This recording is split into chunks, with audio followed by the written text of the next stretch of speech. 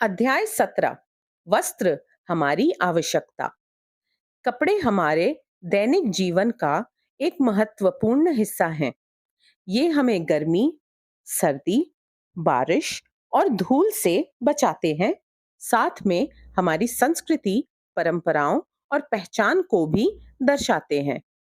School uniform से लेकर त्योहारों के परिधानों तक कपड़े हमें हर स्थिति में आरामदायक और प्रस्तुत करने योग्य बनाते हैं। आज हम एक ऐसी चीज के बारे में जानेंगे जिसे हम हर दिन इस्तेमाल करते हैं। कपड़े। कपड़े हमारे लिए बहुत जरूरी होते हैं। चलिए समझते हैं क्यों। कपड़े क्यों आवश्यक हैं? कपड़े हमें गर्मी, सर्दी, बारिश, हवा, धूल, कीड़ों के काटने और नुकीली चीजों से भी बचाते हैं। कपड़े हमें अच्छे और साफ सुथरे दिखने में मदद करते हैं और दूसरों को हमारे संस्कृति, परंपरा और काम के बारे में भी बताते हैं।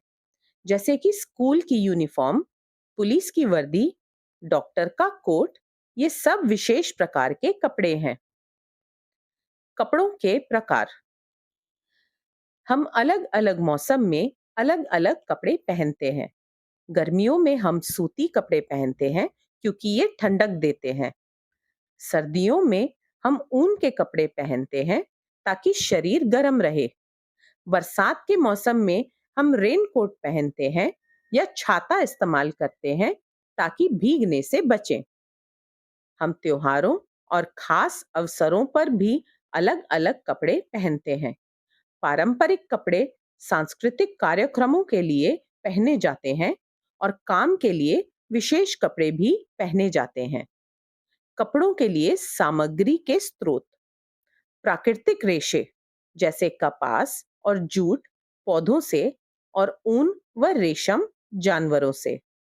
कृत्रिम रेशे जैसे नायलॉन, पॉलिएस्टर और रेयॉन जो रसायनों से बनाए जाते हैं। कपड़े कैसे बनते हैं? सबसे पहले कच्चा माल जैसे कपास के पौधों से कपास या भेड़ों से ऊन इकट्ठा की जाती है। फिर रेशों को काटकर धागा बनाया जाता है। फिर रेशों को काट कर धागा बनाया जाता है।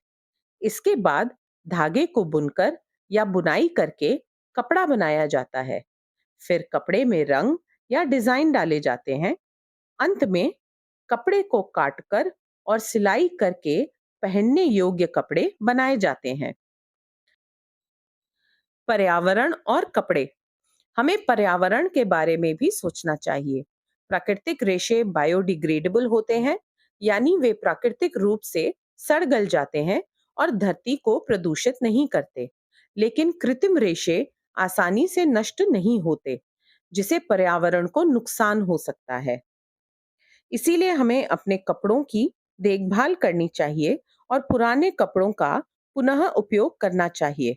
पुराने कपड़ों से रजाई, चटाई, पोछा बनाया जा सकता है या जरूरतमंदों को दान किया जा सकता है।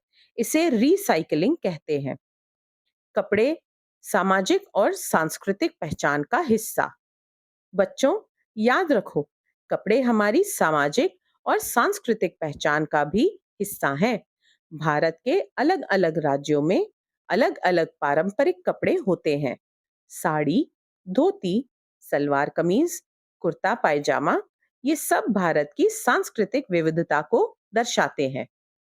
क्या आप जानते हैं, मुंबई एक समय में पूरे विश्व में अपने टेक्सटाइल मिलों के लिए प्रसिद्ध था। क्यों? क्योंकि मुंबई का आर्द्र, ह्यूमिड मौसम लंबे धागे बनाने में मदद करता है। इसी कारण मुंबई कपड़ा उद्योग और आर्थिक केंद्र दोनों बन गया। हमने क्या सीखा? कपड़े हमारे शरीर की सुरक्षा के लिए आवश्यक हैं।